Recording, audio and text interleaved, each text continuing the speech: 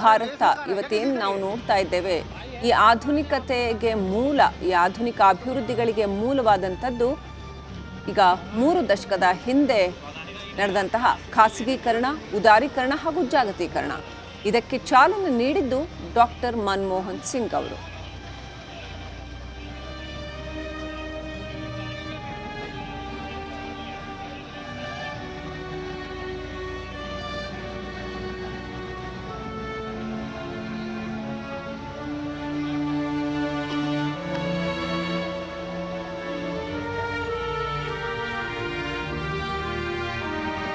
ರಾಜಕಾರಣಿಗಿಂತ ಹೆಚ್ಚಾಗಿ ಡಾಕ್ಟರ್ ಮನಮೋಹನ್ ಸಿಂಗ್ ಅವರನ್ನ ಚಿಂತಕರು ಮತ್ತು ವಿದ್ವಾಂಸರು ಅಂತಲೇ ನೋಡಲಾಗತ್ತೆ. ಭಾರತದ 14ನೇ ಪ್ರಧಾನಮಂತ್ರಿಗಳಾಗಿದ್ದವರು, ಅಕಾಡೆಮಿಕ್ ವಲಯದಿಂದ ಬಂದವರಾದ್ದರಿಂದ ಇವರನ್ನ ಹೆಚ್ಚಾಗಿ ವಿದ್ವಾಂಸರು ಅಂತಲೇ ಗುರುತಿಸಲಾಗತ್ತೆ. ಕೇವಲ ತಮ್ಮ ಶೈಕ್ಷಣಿಕ ವಿಚಾರ ಮತ್ತು ಪಾಂಡಿತ್ಯದ ವಿಚಾರಕ್ಕಷ್ಟೇ ಅಲ್ಲದೆ ಅವರ ಕರ್ತವ್ಯದಲ್ಲಿಯೂ ಕೂಡ ಅಂಥದ್ದೇ ಶ್ರದ್ಧೆಯನ್ನ ಡಾಕ್ಟರ್ ಮನಮೋಹನ್ ಸಿಂಗ್ ಅವರು ತೋರಿಸಿದ್ರು. ಅಷ್ಟಕ್ಕೂ ಇಷ್ಟೆಲ್ಲ ಇದ್ದು ಕೂಡ ಪ್ರಧಾನಮಂತ್ರಿಗಳಾಗಿದ್ದಾಗಲೂ ಕೂಡ ಅತ್ಯಂತ ನಿಗರ್ವಿಗಳಾಗಿ ವಿನೀತ ಭಾವನೆಯಿಂದ ನಡ್ಕೊಂಡಿದ್ದು ಎಲ್ಲರ ಗೌರವಕ್ಕೆ ಮತ್ತು ಮೆಚ್ಚುಗೆಗೆ ಪಾತ್ರವಾಯಿತು.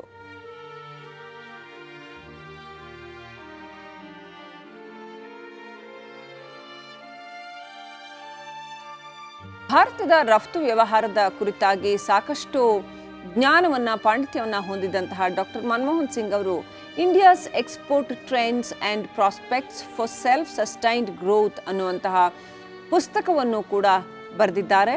ಭಾರತದ ಆಂತರಿಕ ಆಧಾರಿತ ವ್ಯಾಪಾರ ನೀತಿಯ ಆರಂಭಿಕ ವಿಮರ್ಶೆ ಇದಾಗಿತ್ತು.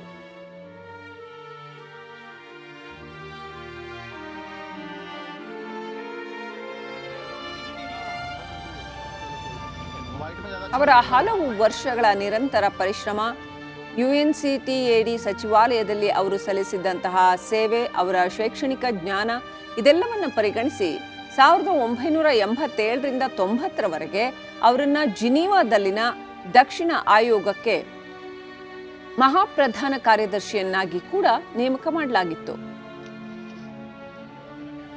1971ರಲ್ಲಿ ಡಾಕ್ಟರ್ ಸಿಂಗ್ ಅವರು ವಾಣಿಜ್ಯ ಸಚಿವಾಲಯದಲ್ಲಿ ಆರ್ಥಿಕ ಸಲಹೆಗಾರರಾಗಿ ಭಾರತ ಸರ್ಕಾರವನ್ನ ಸೇರ್ತಾರೆ. ಅನಂತರ 72ರಲ್ಲಿ ಹಣಕಾಸು ಸಚಿವಾಲಯದ ಮುಖ್ಯ ಆರ್ಥಿಕ ಸಲಹೆಗಾರರಾಗಿ ಇವರನ್ನ ನೇಮಕ ಮಾಡಲಾಗತ್ತೆ. ಅನಂತರ ಅವರು ಸಚಿವಾಲಯದಲ್ಲಿ ಕಾರ್ಯದರ್ಶಿಯಾಗಿ, ಯೋಜನಾ ಆಯೋಗದ ಉಪಾಧ್ಯಕ್ಷರಾಗಿ, ಈಗಾಗಲೇ ಹೇಳಿದ ಹಾಗೆ ಭಾರತೀಯ ರಿಸರ್ವ್ ಬ್ಯಾಂಕ್ನ ಗವರ್ನರ್ ಕೂಡ ಆಗಿ, ಪ್ರಧಾನಮಂತ್ರಿಗಳ ಸಲಹೆಗಾರರಾಗಿ, ವಿಶ್ವವಿದ್ಯಾಲಯ ಅನುದಾನ ಆಯೋಗದ ಅಧ್ಯಕ್ಷರಾಗಿ ಸರ್ಕಾರದ ವಿವಿಧ ಹುದ್ದೆಗಳಲ್ಲಿ ಉನ್ನತ ಸ್ಥಾನಗಳನ್ನು ಅಲಂಕರಿಸಿದ್ರು ಮಾಡಿಕೊಳ್ಳಲಾಗ್ತಾ ಇದೆ.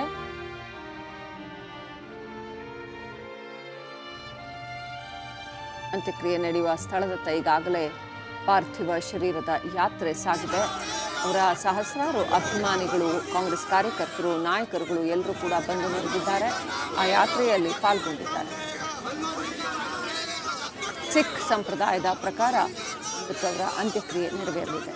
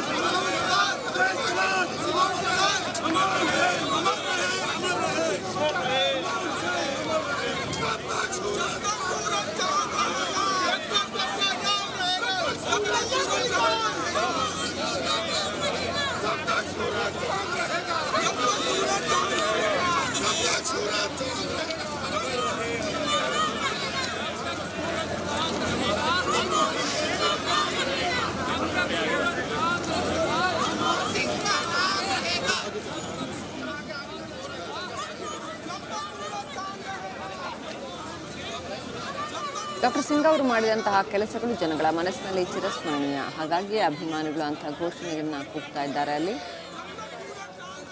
ದೇಶದ 2ನೇ ಅತ್ಯುನ್ನತ ನಾಗರಿಕ ಪ್ರಶಸ್ತಿ ಪದ್ಮವಿಭೂಷಣ 1987ರಲ್ಲಿ ಡಾಕ್ಟರ್ ಮನಮೋಹನ್ ಸಿಂಗ್ ಅವರಿಗೆ ಪ್ರದಾನ ಮಾಡಲಾಯಿತು. ಜೊತೆಗೆ ವಿಜ್ಞಾನ ಕಾಂಗ್ರೆಸ್ನ ಜವಾಹರ್ಲಾಲ್ ನೆಹರು ಜನ್ಮ ಶತಮಾನೋತ್ಸವ ಪ್ರಶಸ್ತಿ, ಇನ್ನು ಹಣಕಾಸು ಸಚಿವರಿಗೆ ನೀಡುವ ಏಷ್ಯಾ ವಿತ್ತ ಪ್ರಶಸ್ತಿ, ಯೂರೋ ಹಣ ಪ್ರಶಸ್ತಿ, ಕೇಂಬ್ರಿಡ್ಜ್ ವಿಶ್ವವಿದ್ಯಾಲಯ ನೀಡುವಂತಹ ಆಡಮ್ ಸ್ಮಿತ್ ಬಹುಮಾನ, ಕೇಂಬ್ರಿಡ್ಜ್ನ ಸೇಂಟ್ ಜಾನ್ ಕಾಲೇಜಿನಲ್ಲಿ ಅತ್ಯುತ್ತಮ ಸಾಧನೆಗಾಗಿ ರೈಟ್ಸ್ ಪ್ರಶಸ್ತಿ ಇವೆಲ್ಲವೂ ಕೂಡ ಡಾಕ್ಟರ್ ಮನಮೋಹನ್ ಸಿಂಗ್ ಅವರಿಗೆ ಸಂದಿವೆ.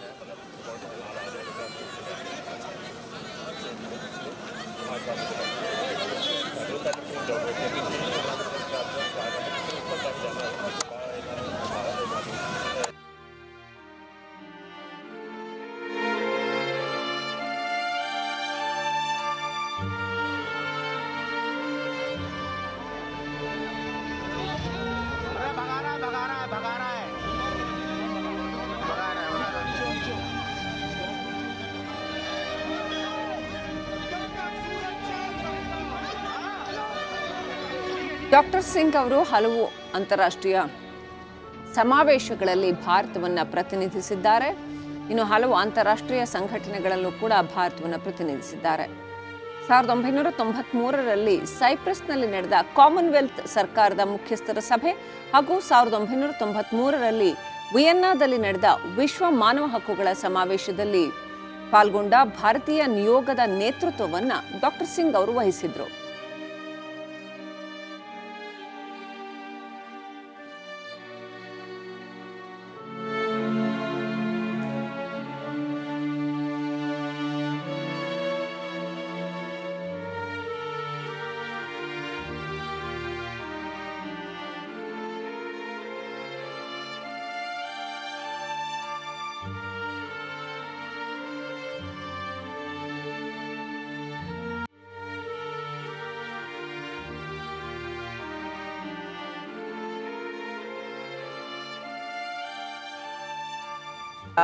ಅಂತ್ಯಕ್ರಿಯೆ ಇನ್ನೇನು ಕೆಲವೇ ಹೊತ್ತಿನಲ್ಲಿ ನೆರವೇರಲಿದೆ. ಅಂತಿಮ ಯಾತ್ರೆಯಲ್ಲಿ ಸಾವಿರಾರು ಜನ ಪಾಲ್ಗೊಳ್ತಾ ಇರೋದನ್ನು ಗಮನಿಸಬಹುದು. ಅವರ ಅಭಿಮಾನಿಗಳು, ಕಾಂಗ್ರೆಸ್ ಮುಖಂಡರು, ಕಾಂಗ್ರೆಸ್ ಕಾರ್ಯಕರ್ತರುಗಳು ಸೇರಿದಂತೆ ಅವರ ಹಿತೈಷಿಗಳು, ಸ್ನೇಹಿತರು ಅನೇಕ ಮಂದಿ ಡಾಕ್ಟರ್ ಮನಮೋಹನ್ ಸಿಂಗ್ ಅವರ ಅಂತಿಮ ಯಾತ್ರೆಯಲ್ಲಿ ಪಾಲ್ಗೊಳ್ತಾ ಇದ್ದಾರೆ. ಕರ್ನಾಟಕದಿಂದ ಸಿಎಂ ಸಿದ್ದರಾಮಯ್ಯ, ಡಿಸಿಎಂ ಡಿಕೆ ಶಿವಕುಮಾರ್, ಮಲ್ಲಿಕಾರ್ಜುನ್ ಖರ್ಗೆ ಸೇರಿದಂತೆ ಅನೇಕ ಕಾಂಗ್ರೆಸ್ ನಾಯಕರುಗಳು ಅಲ್ಲಿ ನೆರೆದಿದ್ದಾರೆ. ರಾಜ್ಘಾಟ್ ಬಳಿ ಮನಮೋಹನ್ ಸಿಂಗ್ ಅವರ ಪಾರ್ಥಿವ ಶರೀರದ ಅಂತ್ಯಕ್ರಿಯೆ ನೆರವೇರಲಿದೆ. ಸಿಖ್ ಧರ್ಮದ ವಿಧಿವಿಧಾನದಂತೆ ಅಂತ್ಯ ಸಂಸ್ಕಾರ ನೆರವೇರಲಿದೆ.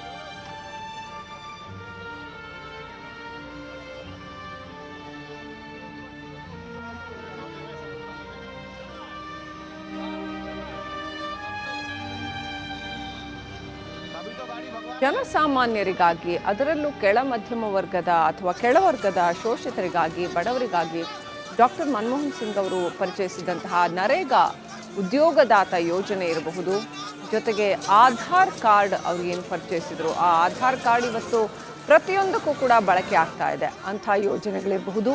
ಹಾಗೆಯೇ ಮಾಹಿತಿ ಹಕ್ಕು ಯೋಜನೆ, ರೈಟ್ ಟು ಇನ್ಫಾರ್ಮೇಷನ್ ಆ್ಯಕ್ಟ್ ಅಡಿಯಲ್ಲಿ ತಂದಿರತಕ್ಕಂಥ ಜನರಿಗೆ ಕೊಡಮಾಡಿರ್ತಕ್ಕಂಥ ಹಕ್ಕುಗಳು ಇರಬಹುದು. RTE ಅಂದರೆ ಬಡ ಮಕ್ಕಳಿಗೆ ಕೂಡ ಶಿಕ್ಷಣದ ಹಕ್ಕನ್ನು ಒದಗಿಸಿಕೊಡುವಂತಹ ಒಂದು ಯೋಜನೆ ಇರುವಂಥದ್ದಿರಬಹುದು. ಇನ್ನು ಮಂಗಳಯಾನಕ್ಕೆ ಚಾಲನೆ ಕೊಟ್ಟಿರುವಂತಹ ವಿಜ್ಞಾನ ಕುರಿತಾದ ಒಂದು ಅಭೂತಪೂರ್ವವಾದಂತಹ ಹೆಜ್ಜೆ ಇರಬಹುದು. ಇವೆಲ್ಲವೂ ಕೂಡ ಡಾಕ್ಟರ್ ಮನಮೋಹನ್ ಸಿಂಗ್ ಅವರನ್ನು ಭಾರತದ ಪಾಲಿಗೆ ಅವಿಸ್ಮರಣೀಯರನ್ನಾಗಿಸಿದೆ. ಆಹಾರ ಭದ್ರತೆಯ ಹರಿಕಾರ ಅಂತಲೇ ಹೇಳಬೇಕು. ಅಣು ಒಪ್ಪಂದಕ್ಕೆ ಕೂಡ ಸಿಂಗ್ ಸಿಗ್ನೇಚರ್ ಹಾಕಿದರು. ಇನ್ನು ಪೋಲಿಯೋ ಮುಕ್ತ ಭಾರತಕ್ಕೆ ಅಂಕಿತ ಹಾಕಿದ್ದು ಸಿಂಗ್ ಅವರ ಹೆಗ್ಗಳಿಕೆ.